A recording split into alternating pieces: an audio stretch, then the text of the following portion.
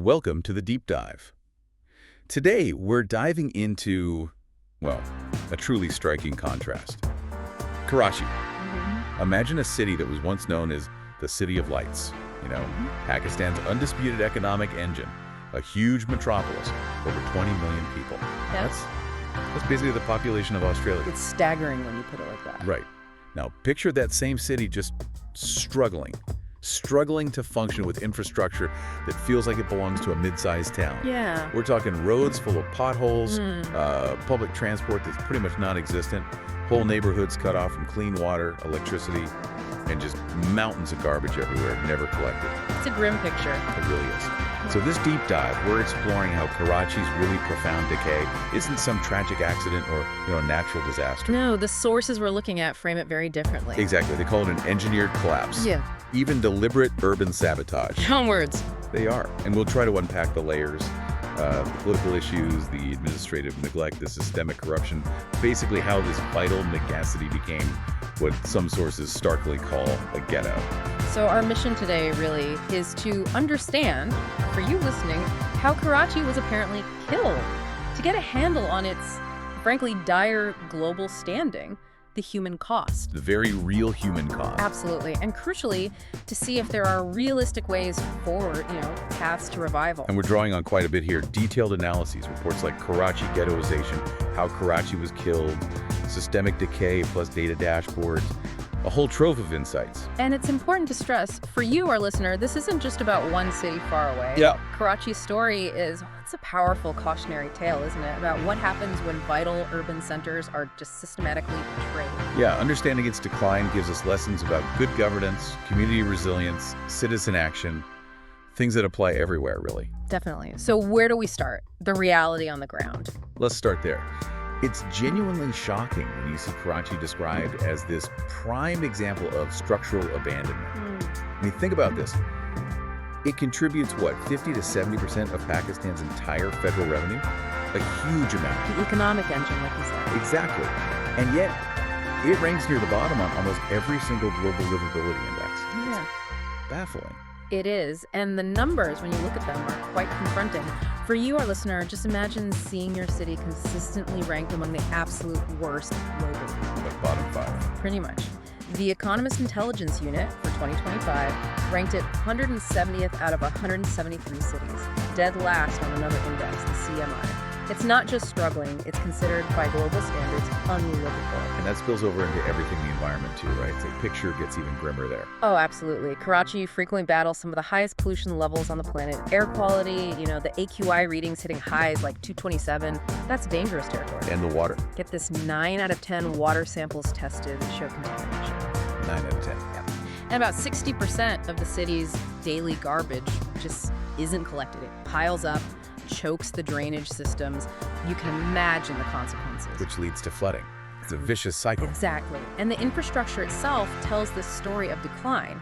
You mentioned projects like the KIV water scheme. Yeah, the big pipeline. Launched 20 years ago, meant to bring vital water. Still unfinished. It's like a symbol of broken promises. And the Karachi Circular Railway, the KCR. That's another one. Should have been a lifeline for commuters, right? But the sources say it was effectively sabotaged, deliberately undermined. Sabotaged? How? Well, the implication is through political interference, lack of funding, neglect, essentially preventing it from operating efficiently. And much of the city's drainage, a lot of it dating back to the British era, is just chronically choked. So every rainy season... Severe flooding. Predictably, year after year. So, okay, connecting these dots. These terrible global rankings, the failing infrastructure. The sources argue this isn't just like typical underdevelopment. Not at all. They say it reflects this deliberate mindset, this drainage is a memory approach, like forgetting the basics because the focus is elsewhere. Pretty much. Prioritizing extraction, getting resources out over actual progress and development for the city itself, I feel like calculated neglect. Calculated neglect. That leads us right into the municipal services, doesn't it? Which are described as being in just complete shambles. Utter shambles. Take garbage, for example. Karachi produces over 12,000 tons of solid waste every single day. 12,000 tons. But only 40 to 50%, less than half, is officially collected. So where does the rest go? Well, some elite areas might have private contractors, but for the poorer zones, they become permanent dumping grounds. And the sources make a chilling point here. Yeah. They argue that garbage isn't just a symptom of decay, it's also used as a political weapon to punish or reward different localities based on, political favor. Wow. Using garbage as a weapon. Yeah. And the water crisis. Yeah. That sounds even more disturbing. It really does. The sources are clear. It's not primarily about water scarcity. They call it active sabotage. Active sabotage of water supply. That's the claim. The Karachi Water and Sewerage Board, the KWSB, is allegedly riddled with corruption, redirecting water away from the pipes. To where? To tanker mafias, who then sell that same water back to desperate citizens at exorbitant prices. You're kidding. Not according to the reports. They give examples, like residents in an area called Balochistan paying maybe 8,000 Pakistani rupees a month for water that should legally be supplied through their taps. That's criminal. It's described as a system where water is privatized and weaponized, used to reward political loyalty or punish opposition. It's hard to even fathom that level of cynicism. And I assume the sewerage situation isn't much better. Equally dire, unfortunately. Overflowing drains, toxic waste flowing openly, untreated sewage. That's the grim daily reality for the vast majority of Karachi's population. It's a public health nightmare waiting to happen, or rather, constantly happening. So this systemic breakdown, it just cascades, doesn't it? Beyond water and sanitation. Yeah. Healthcare, education. Absolutely. It permeates everything. Look at healthcare. Public hospitals are described as overcrowded, chronically underfunded, and struggling with major issues like staff absenteeism and nepotism. And the provincial government is accused of diverting resources. That's the accusation, yes. Diverting funds that should be going to Karachi's hospitals. And for you, the citizen, especially if you live in a slum area with poor sanitation. The health risks must be enormous. They are. Constant outbreaks of waterborne diseases, diarrhea, hepatitis, typhoid, and even, terrifyingly, Naegleria fowleri, the brain-eating amoeba. Oh my God. And the statistics are just devastating. The maternal mortality ratio is way higher than the global average. There's a severe shortage of doctors, maybe one doctor per 1,000 people. The WHO recommends more like 2.6. It paints such a grim picture. A city where just staying healthy is a constant struggle. It absolutely does. And education, it faces a similar, really profound crisis. Oh. Public schools are described in the sources as ghost institutions. Ghost institution? Yeah, with ghost teachers, meaning teachers who are on the payroll but just aren't there. They don't show up. So the schools are empty. Many are effectively non-functional. Karachi alone has nearly 1.8 million children out of school. 1.8 million. That's staggering. And over 12,000 schools have reportedly shut down entirely. Thousands more that are technically open lack the most basic facilities.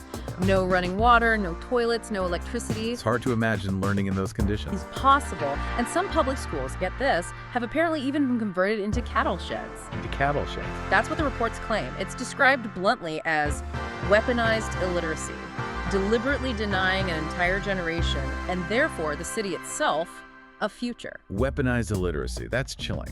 And beyond these absolutely critical services, the rot extends to basic infrastructure and law and order too. Pervasive is the word. Roads are reportedly built with substandard materials, often by politically connected contractors, so they crumble quickly. The result: Karachi's infrastructure often looks like a post-war zone. And getting around must be a nightmare for ordinary people. A daily challenge, definitely.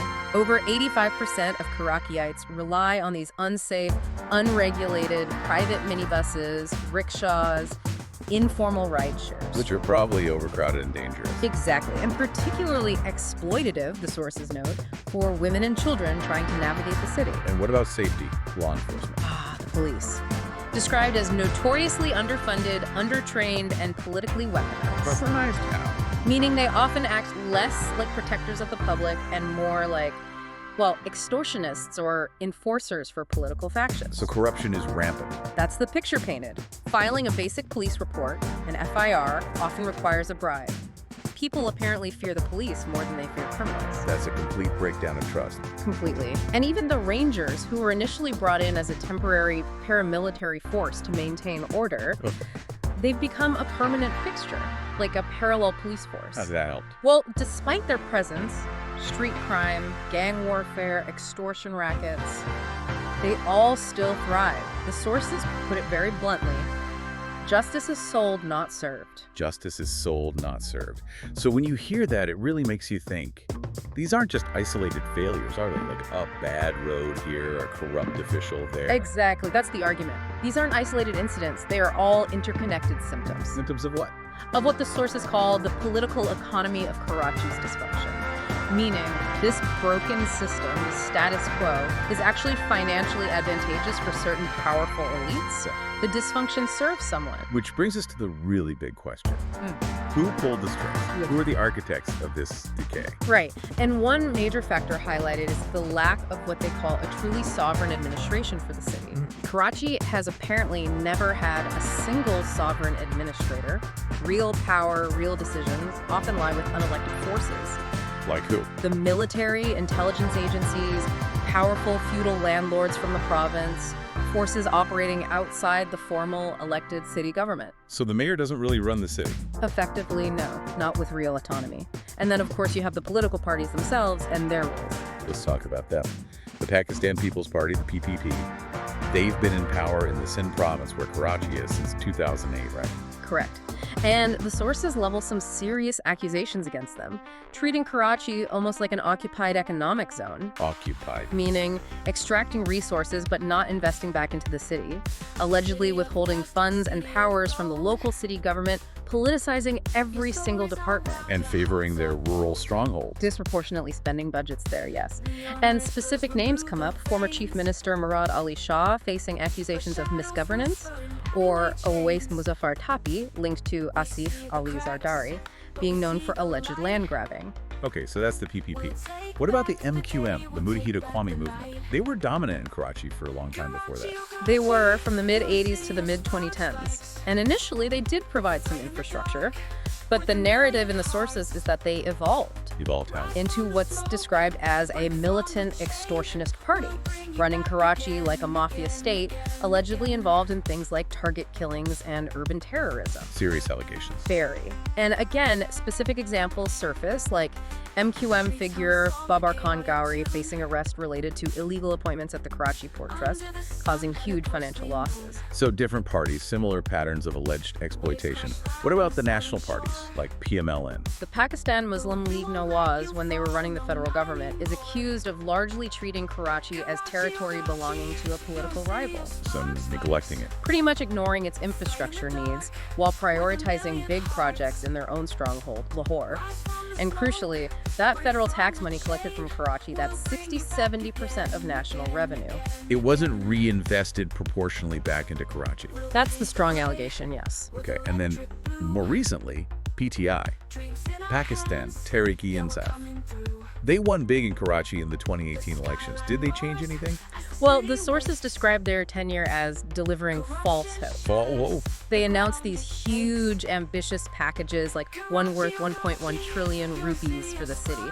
But there was little actual follow-through on the ground. They couldn't or didn't really challenge the PPP's control at the provincial level, which holds many of the key levers. So lots of promises, little delivery. Seems to be the assessment. And we can't ignore the military establishment in all this. How do they fit in? They're not a political party. No, but they wield immense power.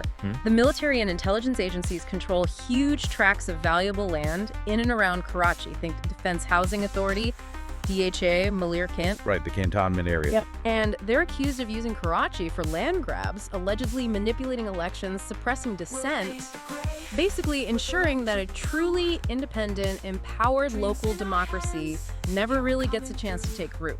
Quite a picture. Yeah. When you list all these players, PPC, MQM, PMLN, PTI, the establishment, you start to see what the sources mean by a toxic rotation of political exploitation. Exactly. It's not just one bad actor. It's presented as a system where almost every group that gains power seems to view Karachi as a resource to extract from, or a political pawn to leverage, rather than a city to govern and nurture. Turning Pakistan's economic engine into this politically voiceless, deliberately mismanaged entity. It's not just accidental decay. It's portrayed as systematic. And that systematic decay, of course, has devastating consequences for the people living there. The unseen costs are enormous. Let's talk about that, the psychological toll. Just imagine, for you listening, living in a constant state of hyper-alertness, daily uncertainty about the absolute basics, water, electricity, personal safety. It fosters chronic stress and anxiety. I can only imagine. Psychologists report soaring rates of depression, anxiety disorders, even PTSD, especially among young people. And many develop this sense of learned helplessness. Learned helplessness. Yeah, the belief that nothing you do matters, that nothing will ever change. It leads to this emotional detachment, this cognitive overload.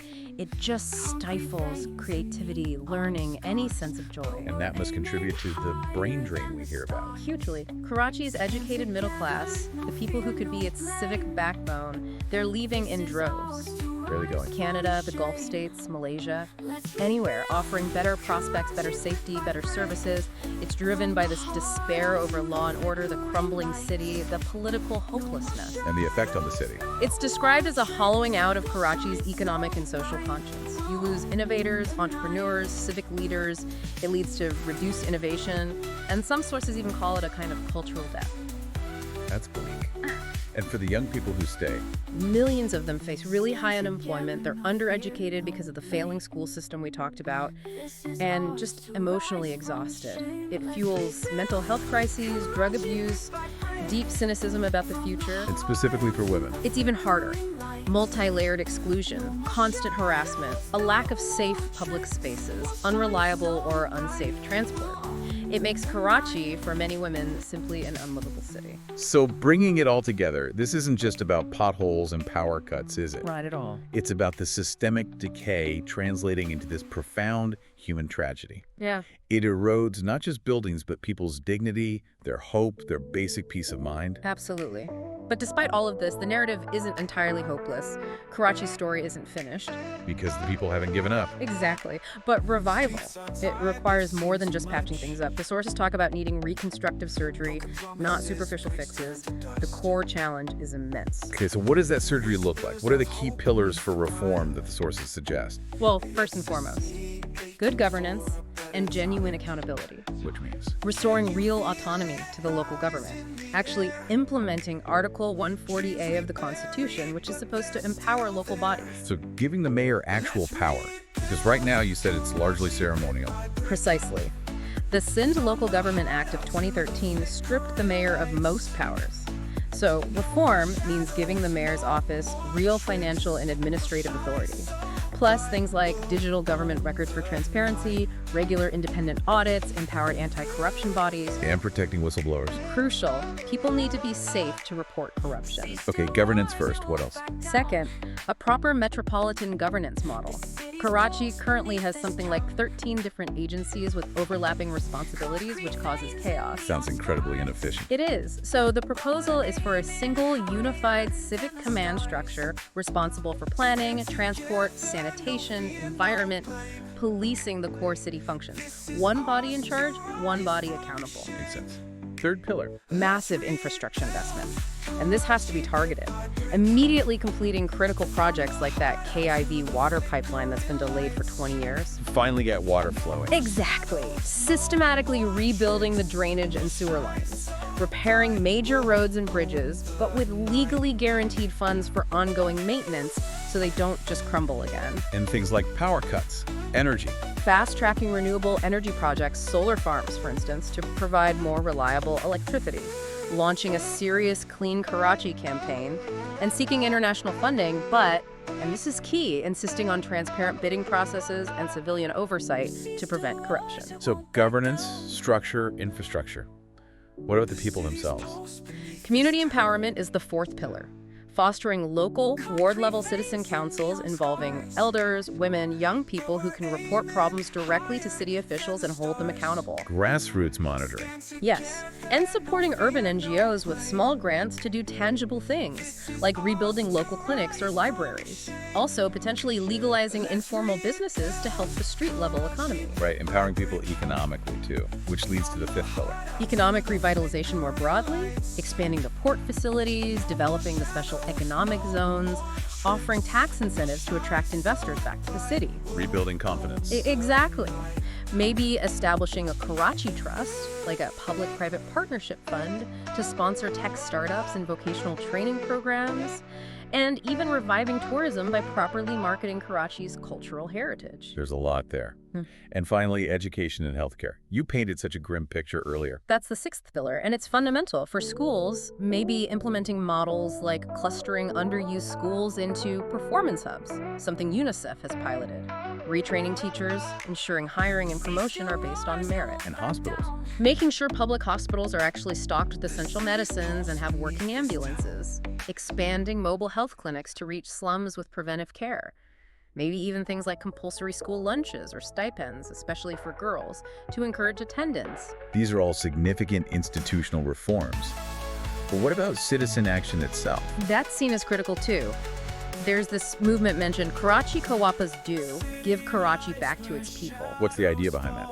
It's framed not as a political party thing, but as a civic awakening. Driven by ordinary citizens, by neighbors, they have this 5-point citizen manifesto. What does it call for? Empowering local government, auditing the city's land records and budget, demanding functional public transport, protecting city resources like documenting and shaming the mafias involved in water, or land grabbing and building nonpartisan alliances among citizens. Sounds powerful, but also potentially dangerous, given the context.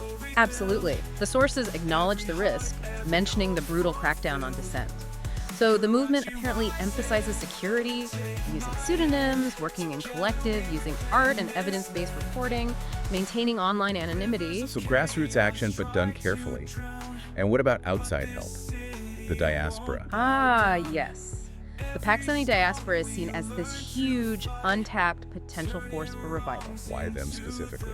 Because they often have economic independence, global perspective, and critically, freedom of speech that people inside Pakistan might not have. So how can they help, realistically? Several ways suggested. Funding civic initiatives directly community projects, not political parties. Building a knowledge bridge using global media, publishing independent Karachi Watch reports to keep international eyes on the situation. Applying external pressure. Exactly. Through soft diplomacy, lobbying embassies of friendly countries to include accountability clauses in any aid given, fostering city-to-city partnerships for advocacy.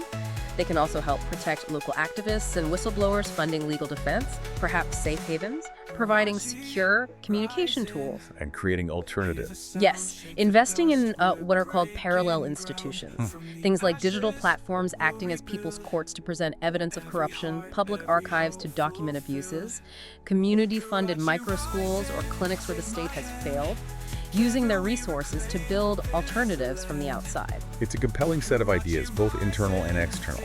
But it really raises a huge question, doesn't it? Which is? Can this incredibly widespread, deeply entrenched system of political sabotage and elite extraction, can it actually be dismantled from within?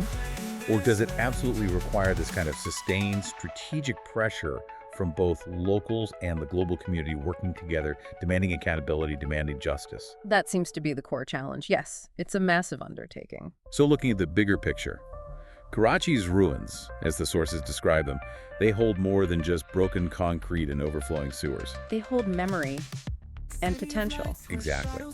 They're a testament to what the city once was, and maybe what it still could be.